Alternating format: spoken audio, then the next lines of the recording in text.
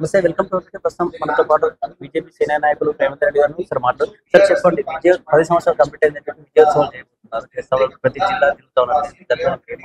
ఏమంటున్నా అంటే ఆయన నిజంగా ప్రజలకు మంచి చేస్తే ఉత్సవాలు చేయని కానీ నువ్వు ఎక్కడైతే ఆర్ట్స్ కాలేజ్ గ్రౌండ్స్ లో రైతులకు రైతు డిక్లరేషన్ అని పెట్టి అవి నెరవేర్చకుండా ఈ రోజు మళ్ళా నువ్వు మాట్లాడుతున్నావు విజయోత్సవాలు చేస్తున్నావు అంటే విజయోత్సవాలు అబద్ధోత్సవాలు చేసుకోవాల్సిన పరిస్థితి తప్పితే ఇది కాదు.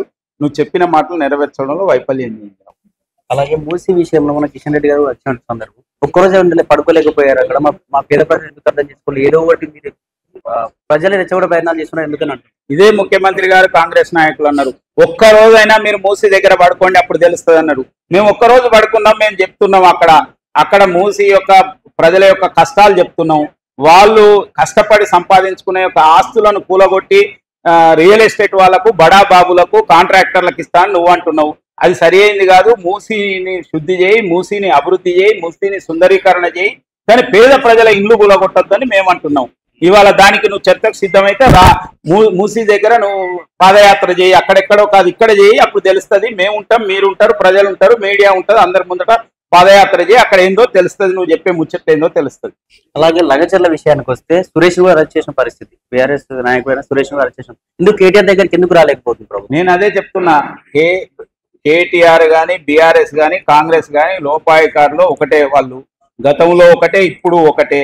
వాళ్ళ యొక్క దీనికోసం అడ్జస్ట్మెంట్ పాలిటిక్స్ చేస్తున్నారు తప్పితే మరొకటి కాదు. తెలంగాణ ప్రజలు ఏదో వాళ్ళు భ్రమ పెడతామని అనుకుంటున్నారు కానీ తెలంగాణ ప్రజలు ఎట్టి పరిస్థితుల్లో కూడా వాస్తవాలను గ్రహిస్తున్నారు.